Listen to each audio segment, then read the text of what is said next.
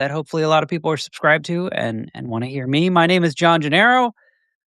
You might remember me as the managing editor of an old San Diego Chargers website called Bolts from the Blue. You might remember me as the longtime co-host of Craig Elston on Padres Hot Tub. You might remember me as the co-host of the Section 1904 podcast with Darren Smith. You might remember me as the co-host of the Bolts from the Blue podcast with Ben Higgins. You might remember me from my time at NFL Network as a producer, or my time at Yahoo Sports as a podcast producer, and I guess YouTube producer. You might remember me from a number of different things. I am here on this Substack as me and only me, and I'm trying some stuff out. I don't even know if I'm going to stick around on Substack, but the numbers, real as they may be, were pretty impressive when I did this a couple days ago. So we're trying it again to verify that can happen again. Also, because there's like little bits of San Diego sports news that I want to get into, and then I'll do my usual spiel at the end about how the world is crumbling and I'm sad about it. I will start with this. Number one, a thing I did this morning with Darren's approval and warning him that it was coming. So don't think I'm a jerk about this. I changed all the Section 1904 social media properties to be Bandwagon Beach properties. I changed the Section 1904 YouTube channel to be a Bandwagon Beach YouTube channel. If you want content from me and whatever ends up coming from Bandwagon Beach in the future, please subscribe to those, or don't unsubscribe if you are subscribed and you saw that change happen. I will tell you a funny story to kick things off, and then a little explanation at the end of it, which is the only one of YouTube, X, Blue Sky, TikTok, Instagram. Ooh, I forgot to do Threads. I'll go do that later. That gave me any sort of trouble about changing the username or the profile or anything like that was X. I know, you're shocked, I'm shocked. And X, when I tried to change the handle from Section 1904 to Bandwagon Beach, tried to tell me that that handle was taken. Of course, it is not. You can go check that yourself. I already did. But there was a big ad underneath where it told me that it was not available, saying, hey, if you want to buy this name, go to the Handles Marketplace and buy this name, which I considered enough to click it. And then I found out you can only even access the Handles Marketplace if you are already a paying subscriber of X. So I think I've decided that I'm just going to delete that account and not worry about X. Every time I go to X, it makes me sad.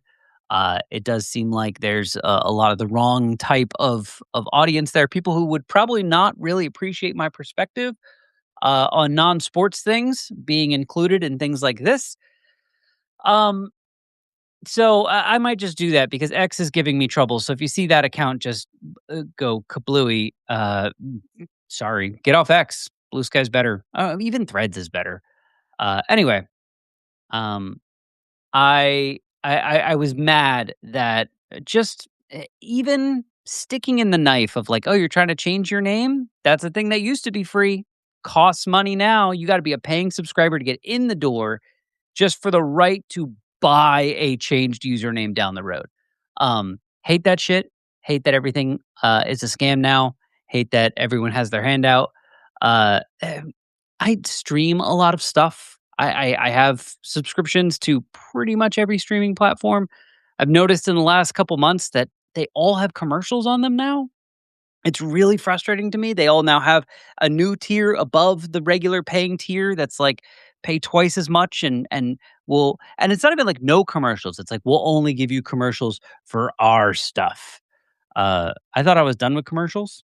That to quote Don Draper, that's what the money is for. Apparently not done with commercials. Anyway, I want to get into a little bit of Padres news. There is a tiny bit of Padres news of which they are adjacent, which is there was a lot of reports that the Padres were trying hard to land Milwaukee Brewers starting pitcher, I guess former Milwaukee Brewers starting pitcher Freddie Peralta. Seemed like that was one of the maybe a plan A or plan B for adding more pitchers to this starting rotation for the Padres. Freddie Peralta is now a member of the New York Mets. The Brewers gave up two of their very best prospects to land him. This takes two things off the table. As far as I'm concerned, this takes the Freddie Peralta to the Padres thing off the table. And this takes whatever that Padres Mets thing that's been boiling along for weeks, if not months now, off the table. I do think that there was probably some sort of framework of a deal in place that either the Mets weren't comfortable with and the Padres wouldn't change, or the Padres weren't comfortable with and the Mets wouldn't change. I still don't totally understand this whole we're going to put Nick Pivetta on the trade block when we need a starting pitcher in return. I get he's like one of the more valuable things they have to trade because he was really good and his contract doesn't last that long and et cetera, et cetera. But it just didn't make any sense to me. And I don't know if he was involved in any potential Mets deal or any potential Brewers deal. But I think the chances of Nick Pivetta staying and being a member of the San Diego Padres in 2026 just got exponentially greater. And I think my nightmare of the Padres signing Justin Verlander probably just got greater. Kill me. Um, and it made me wonder two questions. One, I'm just going to say, and the second one I'll say, and then I'll scream. The first one is, what do the Padres do now? And the second question that popped in my head this morning that made me scream then, and it'll probably make me scream now, is Luis Arraez a free agent still? Unfortunately, I looked this up. Luis Arraez is a free agent. Fangraphs actually wrote a very interesting article this morning about the number of teams that have been rumored to be potentially interested in Luis Arraez is as high as 15 to 18. There are 30 teams in baseball. So basically, half of the teams or more are interested in Luis Arraez. I'm going to go out on a limb and say the reason that he's not signed yet is they're not as interested in him as he might be hoping for in terms of financially. But the longer this goes on, and the longer the Padres are like, man, we really need a first baseman / DH to balance things out with Gavin Sheets, and the hope that lives inside of Luis Campusano, the more I worry that Luis Arraez is going to end up back on the San Diego Padres. And I hate that. So this morning, I posted on Blue Sky, as mentioned, better than Twitter. I posted the link to Front Row Seat, which had the news about the Mets trading for Freddie Peralta. And I posted it with this. I said, this has been a particularly terrible offseason for the San Diego Padres. And I had someone who I don't follow, who I don't really know, who's obviously a Padres fan, has a Padres hat thing in their avatar. They replied and said, I think that's a bit much, LOL. All right, let's talk about it. Here, I have laid out in front of me, that's why I'm looking over here. I have a different screen over here. The good things that have happened in the Padres offseason, basically since their season ended in Chicago at Wrigley Field, and the bad things that have happened. Good things that have happened is a pretty short list. They got Michael King to return. I didn't think that was going to happen. I'm not going to say issues with the contract, but yeah, no, I have some issues with the contract. It could go very, very poorly for the Padres. It could also be fine. It could also go really well. And then signing Sung Mun Song. I think I have that pronunciation correct. I believe I have that order correct. I'm not entirely sure on that yet. From the KBO, the Korean Baseball League. That seems like a good move. I like that move. I don't know a lot about him, but it seems kind of like Ha-Sung Kim when he was signed to the Padres. Seemed like this is a guy who has got the fundamentals down. He's a good defensive player. He just won a Gold Glove at third base in the KBO. Seems like he's a fairly solid hitter, that they just don't know how he's gonna translate to Major League Baseball and if he's gonna be able to handle the fastballs, et cetera, or the big breaking balls. All the same questions we had with Hassan Kim.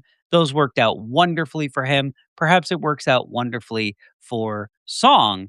So that's my list of good stuff from the Padres offseason. Signing a guy who may or may not ever be an actual MLB level player and re-signing a pitcher who may or may not be physically broken, after the team had him throw more innings than he has ever thrown in his entire career in 2024, and then looked incredibly broken in 2025. That's the entire list of good stuff. Let's get to the bad stuff. Number one, the manager of the team quit. He quit. He was not fired. He quit. He quote unquote retired from the Padres because he was burnt out, and then almost immediately took a job with the Baltimore Orioles being some sort of instructor of some of their minor league talent. And good for him. Like, good for him for prioritizing his mental health. That's fantastic. This is not shots at Mike Schilt, but you have to start off the bad list with the manager quit on the team because that is what he did. His replacement, sorry to Craig Stammen, his replacement, who everyone seems to enjoy, A, is a former relief pitcher. Name me a former relief pitcher that ever turned into a good manager in baseball. And B, he has never managed before. Like, maybe he's managed a high school baseball game somewhere, a little league game somewhere, but he has never, ever, ever managed a minor league or major league baseball game. And as a matter of fact, as a relief pitcher, he spent most of his time in Major League Baseball, not even in the dugout, where the manager is doing the managing and the bench coach is helping him. Uh, so that's concerning. That goes on the bad list. Also on the bad list, the owners put the team up for sale because they can't afford it anymore, and there's a lockout probably coming next year, and who knows if anyone is willing to buy this team anytime soon because did I mention there's probably a lockout coming next year? That's not great. Also, the fact that they put the team up for sale have there's been leaks here and there, including the Barry Bloom one, I think over the weekend that have stated that essentially they are losing a lot of money on this team. I think I saw in the double digit millions maybe per year they're losing while breaking attendance records. So that's bad.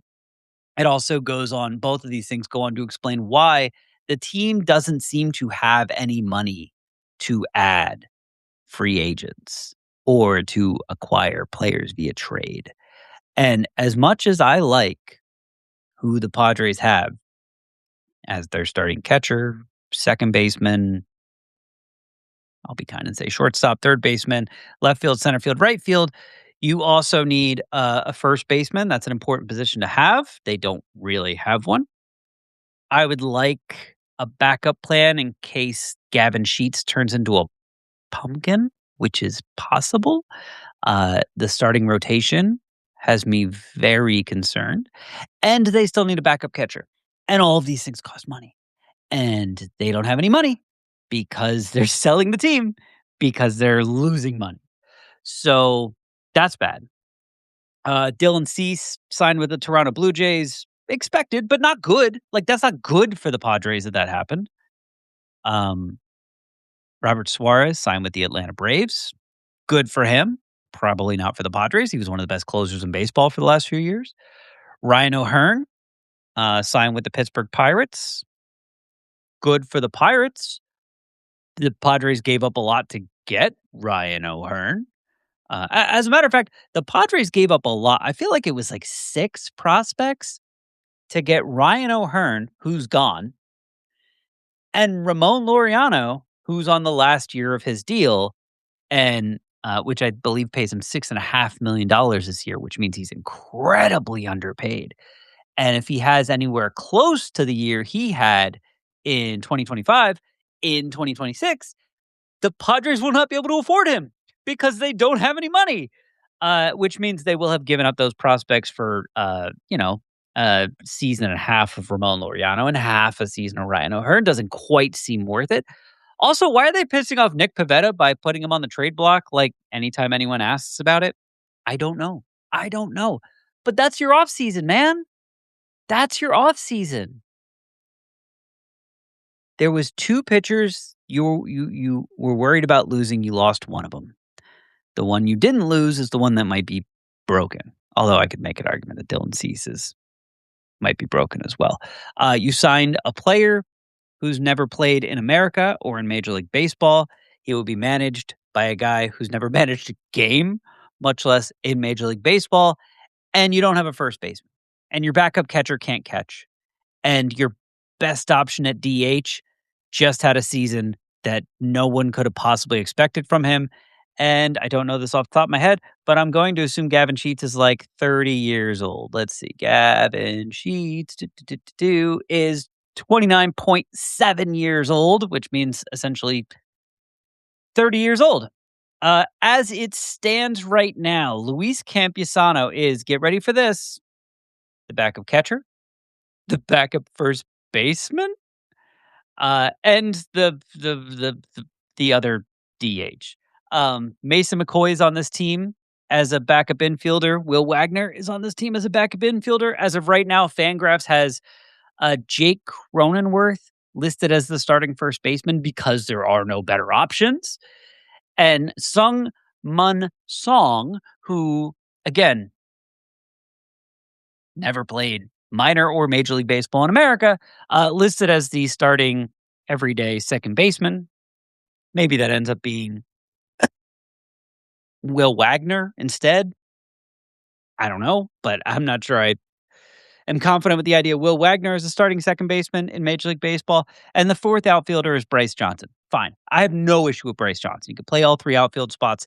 He makes a high contact. He's fast. His fielding is pretty good. What did he hit last year? I feel like his batting average was pretty crazy last year. His batting average last year was 342. This is an ideal fourth outfielder. This is why 2 days ago, whenever I did the other Substack Live thing, and I was reading the Ken Rosenthal thing that said that the Padres were looking for someone to split time with Ramon Laureano in left field, I almost flipped the table in front of me because A, that man hits exactly the same against lefties and righties. And so why are you taking him off the field? And B, you don't really need a fourth outfielder. You're going to have 4 guys who can play all 3 outfield positions, and they're all good. Like that is leave the outfield alone. The outfield is fine. The outfield is fine.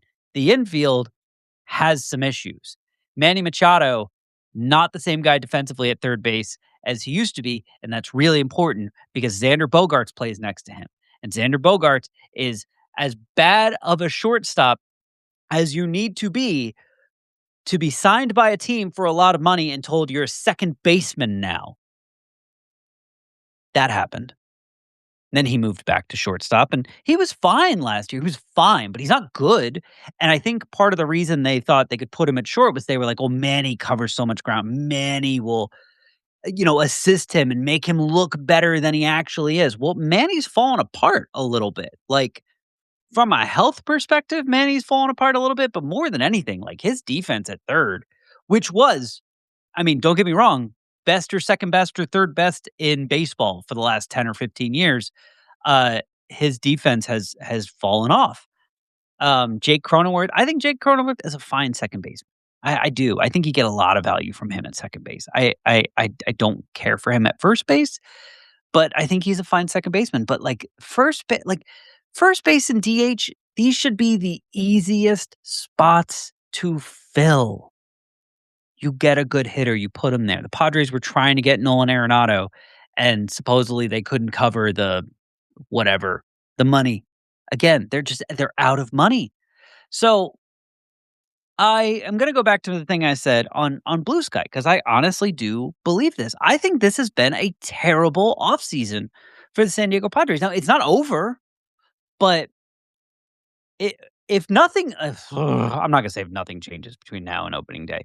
If the only thing that changes between now and opening day is they sign, like, Luis Arraez, Justin Verlander, and, like, Gary Sanchez to be another backup catcher slash DH slash first baseman, entirely possible, and they're heading into the season with no great options. I mean, you once again have tied yourself to the Luis Arraez problem that has sunk this team for multiple seasons now in the playoffs.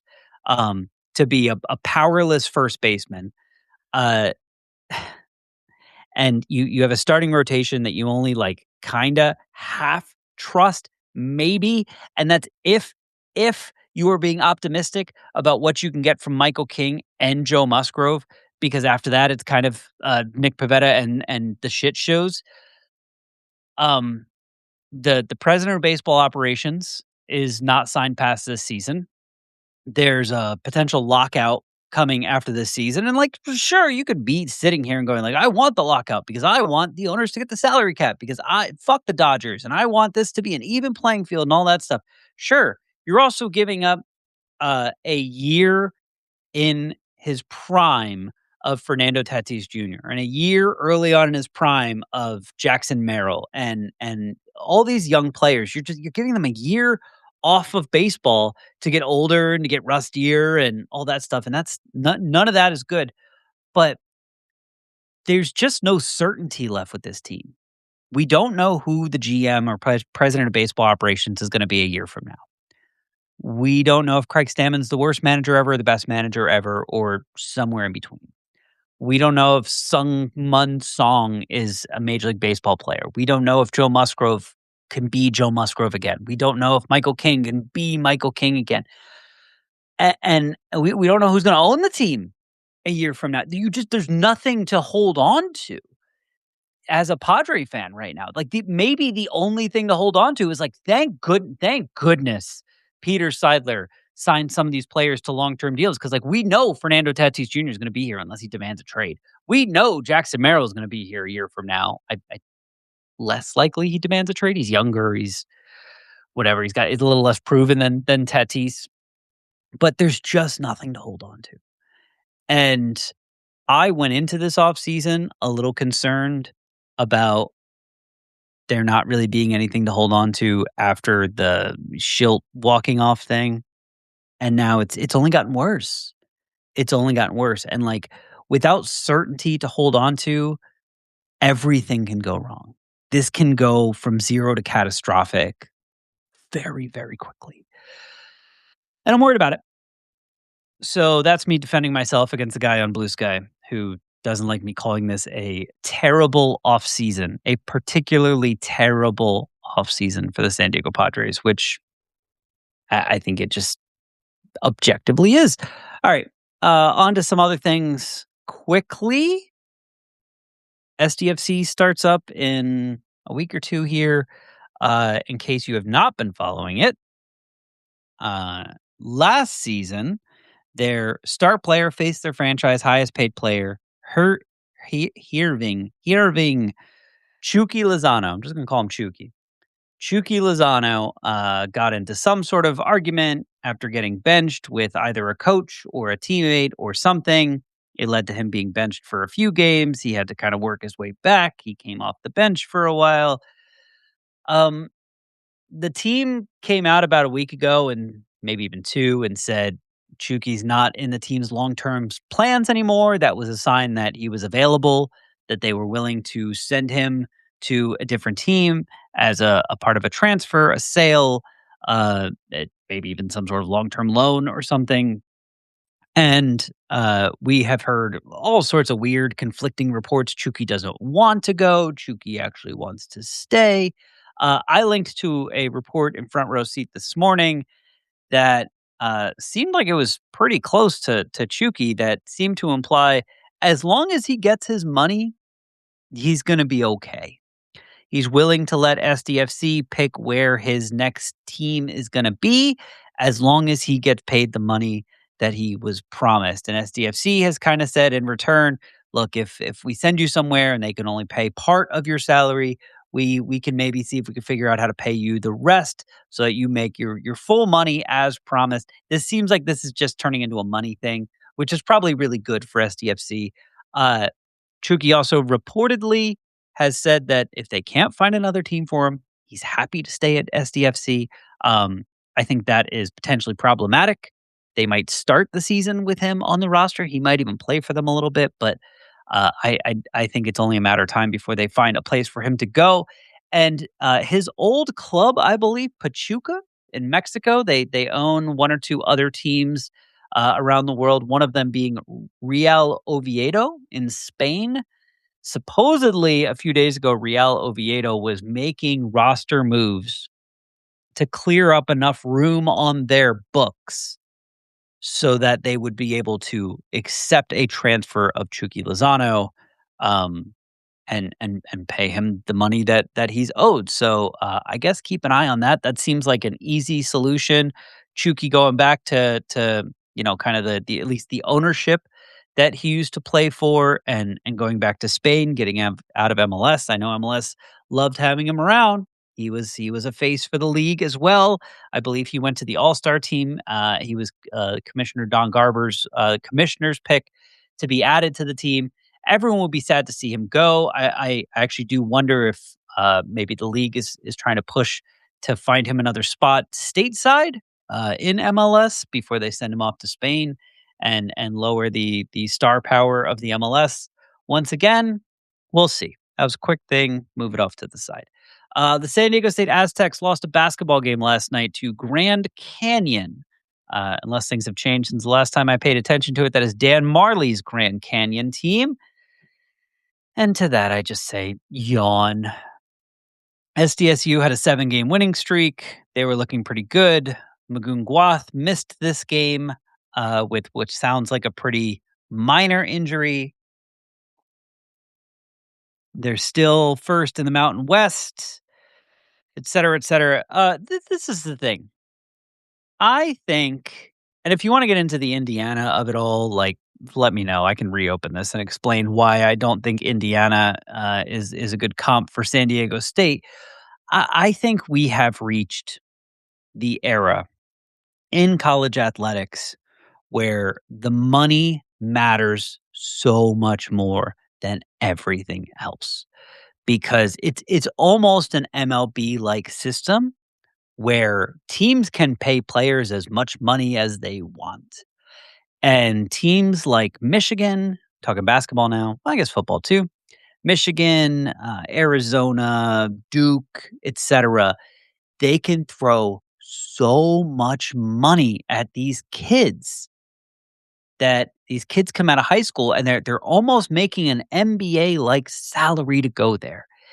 And San Diego State just can't do that. Brian Dutcher talked about this earlier in the year when San Diego State was about to play against Michigan. And he said, I would love to have the resources that they have. We don't have them here. And I think there is a world, or was a world, where the teams that did not have as many resources as the bigger teams could still compete on some level, because the difference in resources was really like, how nice is your training room? How big of a staff do you have? How extravagant is your locker room? How nice is your arena or your stadium? And now it's just not. Now it's, how much can you pay? How much can you pay? I mean, look, Magoon passed up more money to stay at San Diego State this year. We know he had offers to make a lot more money elsewhere. That is not the norm. That is the exception. This is a sport where your career could be over in the blink of an eye. It is kind of on you to make as much money as you can while you can, in case stuff like that happens. And so the same way the football team at San Diego State has a ceiling on it, because they're never the type of money that a Michigan raises, and they're never going to be able to raise the type of money that USC raises, and they're never going to be able to raise the type of money that even an Indiana can raise, because Indiana is a massive school with a huge alumni base that has existed for a very, very long time and can just take like small donations from a lot of people and it adds up to a ton of money. Like San Diego State can't compete on that level. They can't compete on the Michigan level. They can't compete on the Duke level. They can't compete financially with the teams that are going to be in the college football playoff or be in the Sweet 16 or the Elite 8. Coaching can get you pretty far. Brian Dutcher and the boys down there in La Mesa are going to get the team as far as they can. The players are going to play hard. They're going to be well coached. I just I think the era of thinking that this team can win a national championship is over. The same way I think the idea of the San Diego State football team winning a college football championship, I think it's over until NCAA changes something. I wouldn't necessarily compare it to the Padres and be like the era where the Padres could win a World Series is over. Um, and that's why a salary cap is probably coming, and that's why a salary cap is a huge part of the lockout because there's so many teams that feel like we just can't compete with the Dodgers and the Mets and the Yankees and whoever else. But I do think until NCAA gets its hands around how do we keep the biggest schools with the most money from using that money, using their giant pile of chips at the poker table to just bully everyone, get all the talent, and win all the trophies until the NCAA figures out a way to change that, fix that, stop that, control that, govern that in some way. And I know it's always existed in some way, but now it's kind of out in the open. Uh, it's I think it's just kind of over. I hope I'm wrong. I hope the Aztecs win the title. I I'd be thrilled. I'm not a huge San Diego State basketball fan, but that would be a really fun ride to get on. Same with the football team. But I'm kinda losing hope with both. Sorry to the Aztecs fans that keep that candle lit for both teams, the basketball team and the football team. Keep at it. I hope you're right. I just the system's kinda working against you. Speaking of the system working against people, this is where I'm gonna get political for a few minutes. This is where you can feel free to tap out if you don't want my, thoughts on the world at large outside of sports. I'm gonna keep this short. I'm gonna keep it to one topic. I'm gonna keep it to the thing that has been burned in my mind for almost 24 hours now, and that is Liam Ramos. If you don't know the name Liam Ramos, I'm a little bit jealous of you. Liam Ramos is a 5-year-old boy who attended a local preschool in Minneapolis. He is in pre-K, which means he's a few months away from becoming a kindergartner. And after his father picked him up from preschool yesterday and drove him back to their house, ICE stopped them in the driveway of their house, detained the father, detained 5-year-old Liam Ramos. The pictures of him being detained are angering, is probably the best way to describe them. There is one in which you see a scared little boy in a very cute blue wool beanie, and there's some person who you can't see his face, but he's probably masked anyway.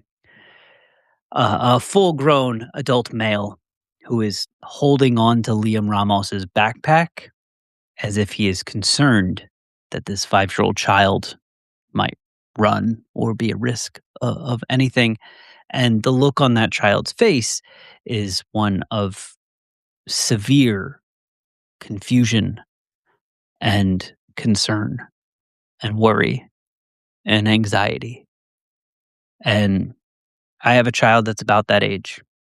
And I can tell you, if she was in that situation, I mean, this she wouldn't have a straight face. She'd be bawling. She'd be screaming. She'd be crying.